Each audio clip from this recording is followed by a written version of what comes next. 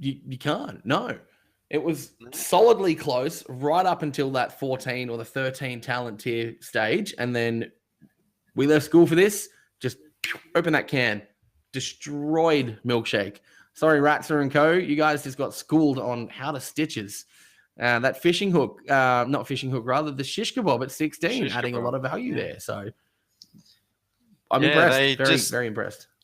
It was very similar to game one. We saw that one camp invade, except it was the denial of the invade in game one, and then that one was the camp invade again. And then from then, the game just switched around, and Milkshake never really got their footing again. They tried to engage a couple of times, and there's the hooks and the roots, and then the blaze stun was they just had them on complete lockdown. And with then Chromie on the back line, like we were saying in the draft, that kill potential was just there, and they could just get those 1 or 2 picks real quick, and it was all over. Indeed. So looks like we are going to be ready to kick into the next game. We're just getting the lobby all set up here, ladies and gents, so we don't have to go to a break. Very good. I'm looking forward to seeing what the ex-Wolfpack team of We Left School for this can bring into future games, because that was exciting to watch. I thoroughly enjoyed that round, and I hope you guys at home did as well. So let me just have a quick look here and see who we're going to be having in this game, you wish. It won't be a moment, ladies and gents. So we have got the funkiest of moons, Funky Moon, coming up against We Left School for this. So we're going to see whether or not they can back this up for 2 in a row. What do you reckon, you wish? Yeah, well, I'll be honest, I'm excited. It's my favorite map to watch. So it'll be good. I think we left school for this down pat. We got that name down pat for last game, so we can just roll straight into this next one, and we should be roll okay. Into it. You reckon? All right. Funky Moon's pretty easy to say. I don't think we can get caught up on that, but I'll prove myself wrong in about 4 minutes. Clearly, you haven't seen a choke-all game. No, I'm just kidding. That's always going to be a thing, ladies and gents. And what was your favorite map that you said you like to watch? Tell the ladies and gents at home what map we're going to here, you wish. Towers of Doom. The Towers of Doom. All right. So also one of my favorite maps, and coincidentally one with a super high win rate for me. So I like the map as well. I feel like I lose on it more than I win on it, but apparently I win more. So that's good. Lots of strategy here. Typically we see the games going to 20. So I'm looking for Abathurs, possibly in the Zebo. Definitely don't want to see Cho'Gall. No one wants to see Cho'Gall. No one wants to see Cho'Gall anymore. Are we done with Cho'Gall? No. Can we put him back up on the shelf and just go, yep, you did your work. Thanks, buddy. We'll see you later. Yeah, I think so. I think that's a good call. All right. So, Funky Moon going up against We Left School for this. We are almost ready to kick this one underway. Now, is Garrosh going to be banned straight away? Is that going to be a thing? Because we need to let Garrosh through, ladies and gents. Please, just let him be played. We do, but I was excited to see Stitches last game. That's not a tank we see a lot of. So, they're obviously, We Left School for this is up for playing something a little bit different. So, maybe I'm just trying to think, what is the tank we haven't seen now that we've seen Stitches? What else could they pull out that would be interesting? Oh, we haven't seen the old classic Mirrodin around. He's definitely still up there in the meta, still viable. Arthas very much so. He's not very exciting. A little bit more obscurity recently. Arthas would be good. Arthas would be fun to see. That lockdown would be good. I wouldn't argue with an Arthas. Arthas very good against the old melee heavy comps, and again, so Greymane sort of not really making his furry snout known. Garrosh insta-banned. The dream's not happening tonight, boys and girls. At least they didn't take a minute to ban it. Yeah, that's true. So, it was like a 3-second insta-lock ban.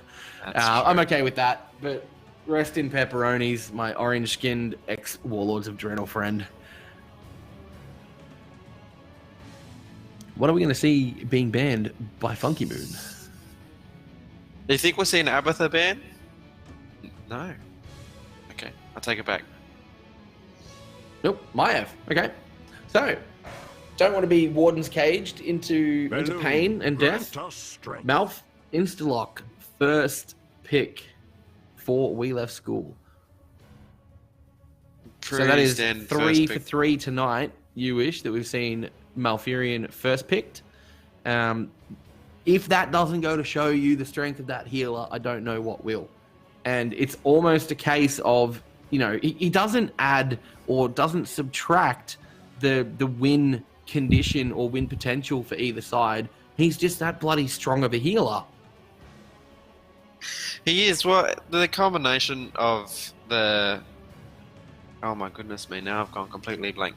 But he can heal over time, plus with the burst heal that he gets a little bit with his Moonfire, the combination of that, I think that's what makes him so versatile, whereas a lot of healers might be good in burst healing like the Uther, or a little bit over time, more like the Stukov. Whereas Malfurion kind of gets a little bit of both. So maybe that's probably what makes him quite so valuable, and really any comp he can probably heal sufficiently, which is obviously why we're picking him first. Yeah. So, I mean, I think the roots, anything that provides a bit of lockdown and CC, plus that heal, plus the burst and the heal over time, he can cleanse everyone at once if he's got all the roots on, all the regrowths on them. I don't really see that talent being picked up terribly often, though. But anyway, moving away from our fine green-bearded friend, we have a lobby crash. Rip ANZ Blizzard launcher internet. My goodness gracious me.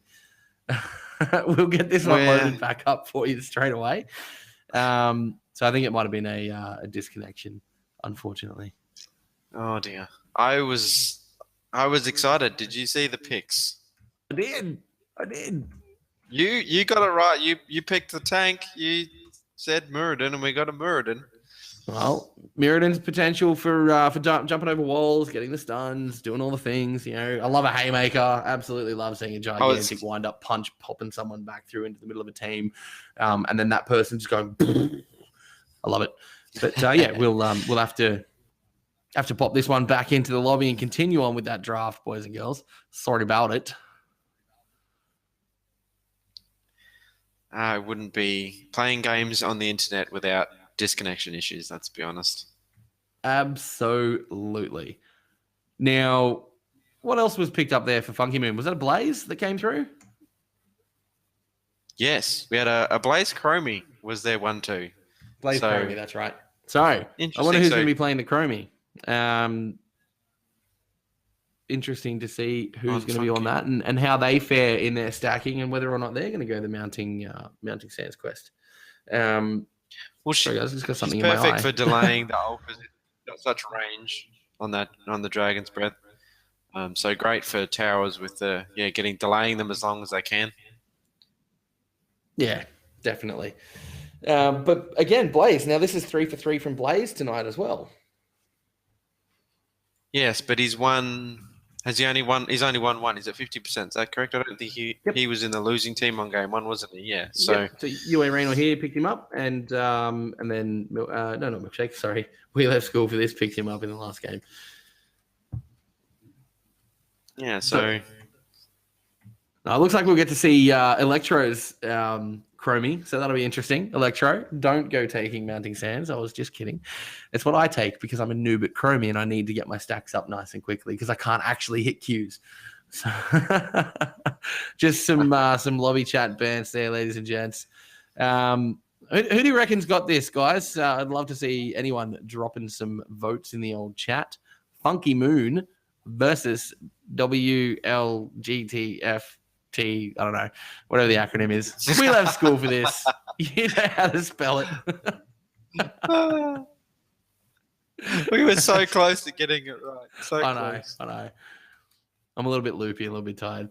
MF, yep, we're going Mind Freak win, so we're going for a Penta win. It's not actually Mind Freak, boys and girls. It's not even Baby Mind Freak. It is Funky Moon. Come on now. Here we go. All right, we're just waiting on the final invite to come back through for our wonderful ANZ Telstra dial-up customer playing on a 56.6K modem. Go and Google the sound of what that used to the noise that made. That's what he's listening to right now as he tries to reconnect back on, joining with his toaster that has got a video card in it so that he can connect to his Game Boy monitor to play some Heroes of the Storm, ladies and gents. All G, he's your mate. This is not going to be too much longer. Are we going to get a Nazebo, you wish? Are we going to see Naz? Are we gonna?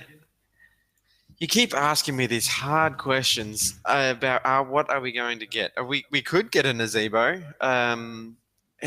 Well, everything's possible in theory. I mean, communism works in theory, but no. Nazebo on this map. Why or why not? Your thoughts? I'm not quite sure. It's possible. I mean, specialists in general have kind of really fallen off. They've lost their place a little bit. They need to be maybe a little bit retuned, like we've seen with Zagara recently. They're pushing her back towards more of an assassin. So Nazebo, I'm not really sure where his place is at the moment. The toe build's definitely something that can be useful. What do you think? Do you think... Okay, I've got one for you. You keep throwing these on me. I've got one for you. Do you think we'll see a Gazlo? Oh, Gazlo, no way. No way, no how. Oh, come on. Not unless Electro is paying attention to the stream. Electro, pick Gaz. No, he's already picked up the Chromie. Gazlo, no. But Nazebo offers something in the way of a massive damage spike at level 20 with the viral infection. Also with those toads, if those toads hop 4 times and then 2 or 3 of them connect with the enemy team, that is a significant amount of damage. At the end of it, you build full toads. Spider build used to be the go-to, and I played nothing but Nazebo in competitive season 1 or preseason and just dominated with him. It was excellent. I love Nazebo. I love the idea of his character, and I love the idea of his hero build. But no, you're right. Specialists have fallen off. He especially. Gazlo gets a little bit of a move speed bonus when you pop his heroic talent, the Robo Goblin, right? Or that's armor. Used to be move speed. Anyway, they lack mobility. They have high damage. They have great siege, but they lack mobility. So why would you go and pick up someone with super low mobility? Anyway, boys and girls, I think we're about to kick back off into this one when we are ready. I think we've got some stability. Or are we going with a sub? We are going with an emergency sub on the side of We Left School for this due to internet and 56.6K modems no longer working together anymore. And we'll get this show on the road soon as that start button gets hit. I actually agree with you. You convinced me on the Nazebo. The viral infection at 20, he's such a late game hero. And Towers of Doom is one of those maps that typically you can ensure you get to the late game. So I'll agree with you there. I'll give you that one. That was a good pick. Whether we'll see him or not, well, Well, yeah. Who knows? I mean, it's something that I see quite a bit in Hero League. I don't think I've ever seen Nazebo picked in HGC. So it's not a thing that I think we'd see in true competitive international level play. But it's something that just makes sense for putting out a lot of damage for teams that like to clump or that for a map that is going to go to 20. So something like Towers of Doom or even potentially the Volskaya. I see him a lot on Volskaya. Those lower, the little narrow corridors, perfect for a zombie wall. And if you get someone in there and you're taking that ring of poison, mate, they're deleted. There's nothing like that on a 35-minute game. So Volskaya makes perfect sense. Anyway, I'll stop talking about the old Nazebo, ladies and gents. We've got the Medivh coming in from the side of We Left School for this, and I love that pickup.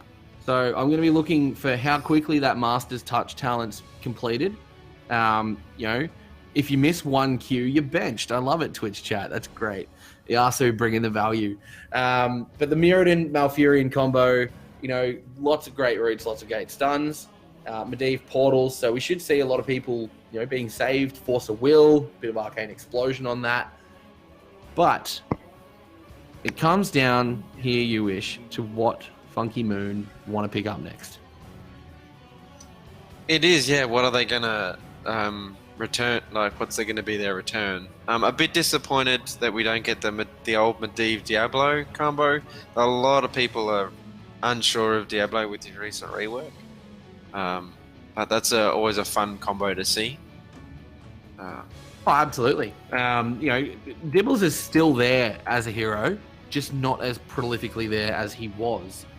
He was the last true tank outside of Garrosh prior to him being nerfed, right? It was Dibbles' pick, or not pick or ban, but Dibbles was picked up quite a lot, and his survivability was just incredible. But I think now as we start getting into Garrosh being banned more, Urel, I don't know how much of an impact she's going to have on the scene. I haven't really seen her in Hero League enough to be able to determine that. I don't think she's going to make the same splash that Garrosh does. So Garrosh gets banned. The way that people are building the Diablo now with the heals when you stun someone with a Q or with his overpower, I think that's the build to go for, and I think it's actually half viable because it keeps him alive more than you'd think. Yeah, and maybe then get the Genji ban here, you wish. Yeah, so it took to the second ban, which is interesting, but still banned away. So we're looking at possibly a support and a main tank for Funky Moon right now. What do you think? What do you think they're looking at for a main tank? What have we got? I mean, we've got Diablo. Oh, possibly a Johanna, don't we? Well, then you don't have to go main tank, right? You can go the two bruisers. So you could see Sonya Blaze. No, they're going on a noob. Noob Vala. Okay. Vala. Okay. Why Vala? That's a very good question. Do you think they're going to go an Oriole? God, I hope not. I don't think so. Stukov banned out. It's going to have to be Rhaegar or Uther, right? Or maybe even a Lucio. Possibly a Lucio. Fallen out of favor a bit more, but definitely still a thing. I'm really interested in that Valor pick, and I guess we'll have to wait until mid-game to see the effectiveness on it. Valor still totally viable auto-attack or multi-shot build. Not so much the Q build anymore, especially not on this map. But against Dahaka, Mirrodin, I don't know. Well, time will tell.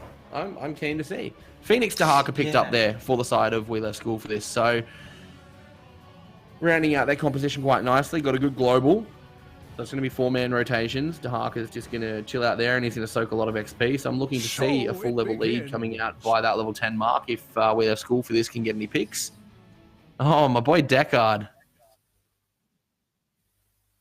Yeah, so interesting. I like, after seeing the We Left School for this now for 2 games in a row, I like this draft. Very different to the game we saw them last game. Shows good variety. They've obviously got a good a hero pool on their team, which is always good to see for future references. So, and yeah, a little bit of a different kind of a draft, especially with the Anubrak and the Vala on the side of Funky Moon. So it'd be very interesting. Yep, I like both drafts, to be honest.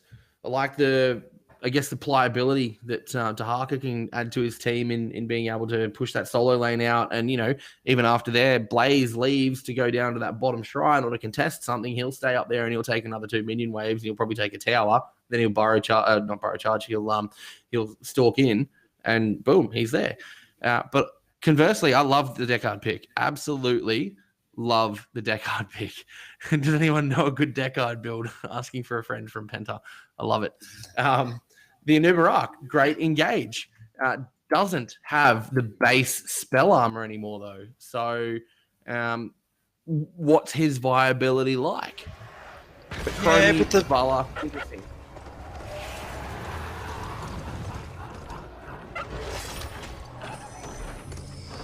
Okay, on the blue side this time, we've got Funky Moon, we've got Vala, played by Stump God, Electro, like you said, on the Chromie, Botsilic on the Anubarak, Penta on the Deckard, and Hell on the Blaze. Alrighty, and we got We Left this. These aren't no Centerlink plebs, ladies and gents. We got Tanner on the Mirrodin, the old Geezer on Medivh, Helium on Malfurion, Unishu as the sub for all G with the great internet on Dahaka, and Jester on the Phoenix. And we're going straight in for a good old fracas in the mid lane. Geezer eating the big old Dragon Blast there. Chromie Electro's picked up that mounting sand. He's going to be looking for a lot of stacks. Stumpy on the Valor taking a bunch of damage in that back lane. Botsilic on the Anub, just trying to lead that charge with his shields and his bugs. And it's all for naught, you wish, as everyone breaks and peels away. Everyone got away with just some scratches and some bruises, but not much more. Oh, speaking of scratches and bruises, Tanner taking a bit of a beating there.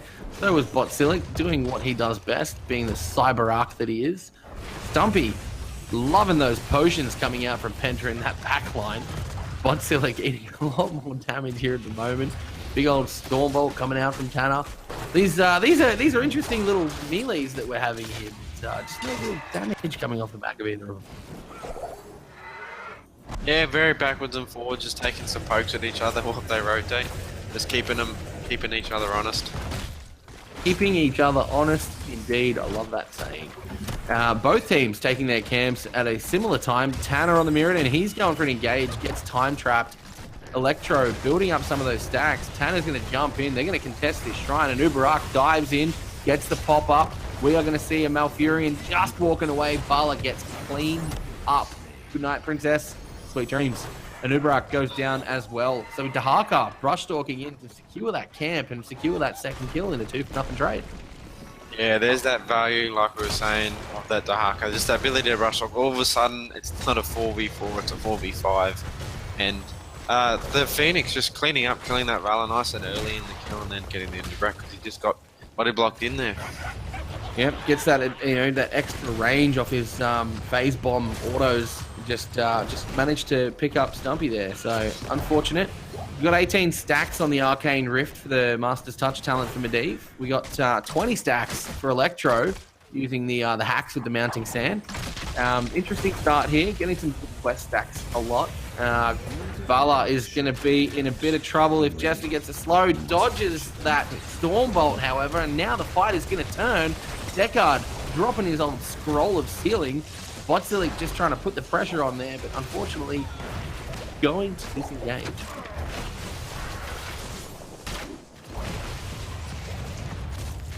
Yeah, very backwards and forwards with these team fights. I think looking we're going to be in for another good close game. Both teams taking chunks out of each other and not letting anything back. I almost said we met at Bunnings. That's not what these guys are called anymore. We left school for this. Though, just eking out, we have a half a level of experience lead. Yeah, they've got that half-level lead, and mostly, well, pretty much only, due to the Blazing of the Harker in the top lane. Now, we've got a little bit of contestation here happening in the bot. So it looks like Funky Moon are trying to pick it up, and they do secure that bottom tower. Very, very well played there. Anubarak gets pinned down and smushed like a big old bug. Chromie, Electro putting in the damage from the back, but it's not quite enough to deter people from smushing him out with a can of Mortane. We've still got a bit of contestation here happening up the top with Pell and Giza. So Giza done a good job of pushing the Blaze off the point, getting some more stacks on his Master's Touch. He's up to 29 on those now, so another 11 and he's done. And the guys from We Left School for this pick up their first tower for the game. Yeah, I'm a bit worried that Blaze going into that Medivh then, he gave him a lot of stacks on Medivh on Arcane Rift quest. To be 29 at 4 minutes in, he's gonna be getting that in record time. That could, no, it's not going to massively impact them, but that means that the Medivh's going to be able to play a lot more aggressively, a lot earlier than probably normal. By getting so many stacks so quickly. Yeah, it just allows him the freedom to stop playing quite so safely and to take a little bit more risk and take a little more chance. Stumpy cleaned up again on the Valor. That was a good portal there coming through, and again we take down Nubarak. He gets smushed. Good portals. Yeah, and Tanner proving again he's such a solid front line. He's doing just as much work on the Muradin this time as he was last game on the Medivh. Oh, that portal behind the tower and the dive, they knew they had the minion wave there, you wish, and cleaning up the Chromie, and now Penta gets wrecked. we're going to have a portal out there. Geezer managing to get himself to safety and securing the rest of his team. They're going to walk on out of there. That is now 7 kills to 0, ladies and gents. A full level and almost a half lead. It is a half, full level and a half. Yeah, and getting scared. We're only a level away from level 10, but we left school for this as well. So this constant pressure going to get to the point where Funky Moon's just going to have to back off and not be able to give him too much. Or they could take this fight for 4-10. That's probably the last chance they've got for another couple of minutes. Well, it's the time to take it if they're going to do anything. Medivh securing that top / middle tower, and the fight now coming up for contest in the bottom lane here. Tahaka going to brush stalk in 10, nearly on the horizon for WLSFT School for this, but they're not going to need it if they pick up this Stumpy in the back line. Not going to get it. However, Botsilic is going to go down on the Anub. Jester on that Phoenix is taking a lot of damage. Pell, night Blaze, here buddy.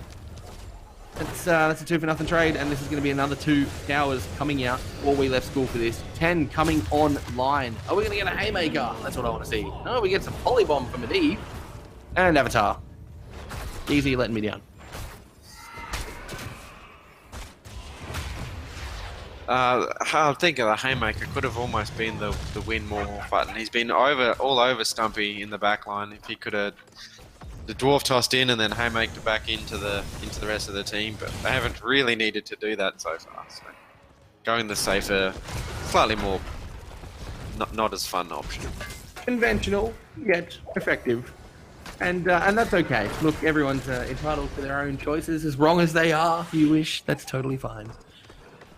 They're going to steal the second camp away now after picking up their own, and I don't think there's very much that Funky Moon can do about this. You wish. No, still 2 levels behind, so still only not even quite close to their 10 yet. There's not. I mean, they could do it if they really wanted to, but we've seen the Koreans do crazy things like that, but I'm not quite sure many others can pull it off.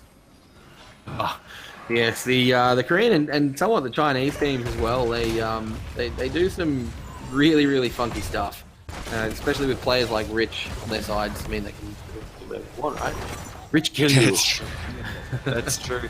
And I think sometimes the advantage of if you do the unexpected, like taking those fights, that's when they become effective, because the other team is like, no, we're right, and then they're dead.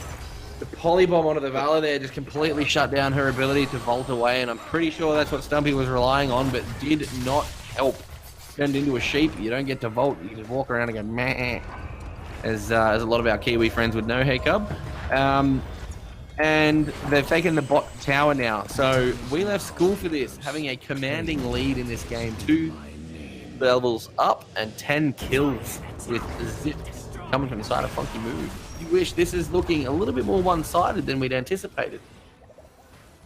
Yeah, for sure. And just before Medivh finishes Arcane Rift as well, so did it in a little over 8 minutes, so that's nice and quick. So we're going to see probably more aggressive portals, even though they've been reasonably aggressive as it is. Oh yes, they haven't really been scared of it. Silicon out of Nubarak is taking a lot of damage there. He tries to go in for the Phoenix, but gets nothing. The Polybomb comes out onto a noob. The noob gets taken down. There's a purification salvo. The boys from Funky Moon, and the girls rather, are in a little bit of pain here. We left school for this, securing themselves yet another kill. We're going to have to let this bottom tower go, however, and Funky Moon are going to look to pick this one back up. No, they're not going to let it go just yet. Oh my goodness, they're going back in again. They want the Chromie. Decker drops the stay a while and listen. Tanner comes so close to going down. Jester also nearly dead, gets rooted. Oh my goodness, they get away absolutely intact. that cleanse from Helium onto Tanner so he could get out of that stay while and listen was great. Incredible. That was some pretty cheeky play coming out there from Medivh, and we see the aggressive portal plays happening. So Medivh adds so much value in so many ways, but if you just can't place those portals correctly or at the right time, the value on that hero is absolutely lost. Chromie almost finished those stacks, so 3 to go. Looking at almost 11-minute completion there. Also going into the Bronze Talons and timeout. So 7 minutes of safety there for Chromie if she lets that go through. You got another fight coming up in this bot lane. Purification salvos coming out there from the Phoenix. Botsilic is rooted once again and gets himself away. No, he doesn't. Web Wrap coming out onto Dahaka, though, just before he falls. Hell is getting bullied at the back by Murid, and Stump God's taking all of the damage. He's going to walk away. Electro just trying to get that quest finished as he picks it up. Now he's got the extra echo there for the Sands. This is still, again, a 2-for-0 trade coming out on the side of we left school for this. Proving that leaving school to play Heroes was a good decision. Oh, Chromie picked up as well. Oh, this is just not a good day for Funky Moon. No, they've reclaimed that tower just in time. And they're going to get that 5 cap as well on that altar in the bottom. Yeah, and we got 23 shots on the court, 32 on the side of we left school for this, and now down to 18 core health. So this is not looking good for Funky Moon. They are really going to need to get that 13 as quickly as they can. But we left school for this, just applying so much pressure in this bottom lane that they've got no choice but to respond. And they're just being boxed in, pigeonholed, and then sent back in. Yeah, and the Dahaka's just doing a really good job just rotating between the top and the mid so that the 4-man can just stay in this bottom lane and continue this pressure, like you said, constantly getting the pumpkin heads and which means the 4-man can't really respond anywhere else for Funky Moon. And Uberak getting so incredibly low again after a great polymorph. Purification salvo comes out, finishes off Deckard, finishes off the Anub. Chromie goes down as well to a big old hammer in her face. You can't cast your way out of that, sweetheart. Stump God doing what you can there to try and deflect those shots, but they go through anyway, reducing their core health down to 15, you wish. This is absolutely looking like a bit of domination coming out for We Left School for this. This is 2 games in a row now that they've backed this up. Yeah, proving they're very strong. They're out this year to make a bit of a statement. Unfortunately, just kind of missed out on the playoffs last week. But they can have a really strong season in front of them. Put up really good, at least start the season really strong. On that they have. They've come out and they've thrown a bit of a gauntlet down to the other Open Div teams and said, hey boys, we're here to play. What are you doing? Where are you? You're going to come and knocking? You're going to come and answering that phone call? And that is exactly what they're doing, mate. Throwing down the challenge. Tanner, he's checking the bush. All 5 of them there. Where's the lockdown, Funky Moon? Hell goes in with that jet propulsion, but gets the Dahaka licky tongue onto him. Polymorph comes out. The polybomb spreads once or twice. Tanner in that back line, putting all the pressure onto Stump God. This is a little bit of a 3v5 at the moment. Phoenix finally coming to the party. And we are seeing Funky Moon slowly starting to turn this. Stay a while and listen. Hit 4 people. Gets interrupted. Anub goes down. Inushu on that Dahaka, looking for the Stump God. Claims him. Claimed the Deckard as well. Blaze goes down. That was such a quick turnaround there, you wish. Giza finishing off the Chromie. Is she going to get away? No. And that's going to be game. They've got 2 altars to get, and that's going to take their points down to 0. That's game. And it's game in 13 minutes. There's no level 20s there. There's no time for Nazebo. We left school for this, showing you how to play Towers of Doom and really how to bully your opponent in the bottom lane and just absolutely control that game. Well played. Incredibly well played. Tanner on that Muradin, his tank play is really impressing me tonight. He was just all over, just constantly jumping in, jumping onto Stumpy, just constantly keeping that pressure on that Valor. Just couldn't do anything to either Valor was dead or they were able to just clean up. So really incredibly impressive play. Just interestingly, looking at the stats here, Stump got on that Valor, went Q-build and put out an impressive amount of hero damage. So nearly 55k. We got Chromie, Electro playing the Chromie, 51k. The highest amount of damage on the opposing team for We Left School for this was Phoenix with 41k. So the guys from Funky Moon were putting out the damage. Where it's just they didn't have the follow-up. They didn't have the engage. They couldn't deal with the Dahaka burrow stalking opposite side of the map, the Force of Will, the portals, the Muradin stuns, the Malfruits.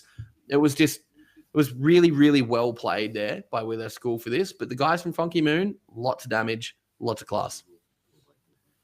So you wish we're going to cut to a short break while we wait for the rest of the games to finish up. I'm going to go have a cheeky drink of water and refresh my throat. Thanks for sticking around, ladies and gents. We won't be too long.